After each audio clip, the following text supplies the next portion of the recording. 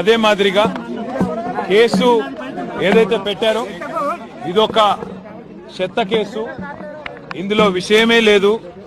మీరు అసలు ఏం చేస్తున్నారో కూడా ఈ ప్రభుత్వ ఒత్తిడిలో మీకే తెలియదు.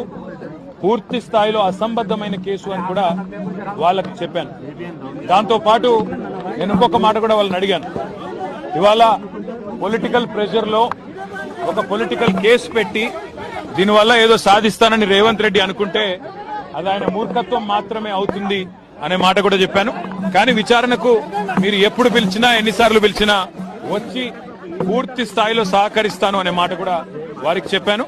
మరి వారు మళ్ళీ ఎప్పుడు పిలుస్తారో తెలియదు. ఎప్పుడు పిలిచినా అప్పుడు మళ్ళీ వచ్చి సంతృప్తికరంగా వారికి సమాధానం ఇచ్చే బాధ్యత.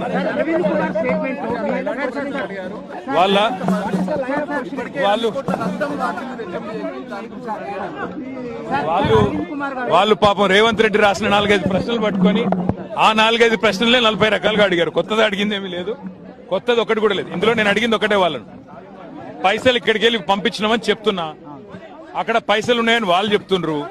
కరప్షన్ ఎక్కడుంది అని అడిగినా సమాధానం లేదు. మీడియా మీద దాడేందుకు? ప్రాబ్లం ఏంది? ఇక్కడ మాట్లాడుతుంది. ప్రాబ్లం ఏంది? ప్రాబ్లం ఏడుంది? మీడియా పాయింట్ ఏడుంది? ఎక్కడుంది? ఇక్కడ మాట్లాడితే ఏం వచ్చింది? ఏమి ఇబ్బంది అయింది? ఏం ట్రాఫిక్ అలో చేయాలా? ఇక్కడ అన్ని బ్యారికేడ్స్ పెట్టి భయం ఎందుకు మాట్లాడితే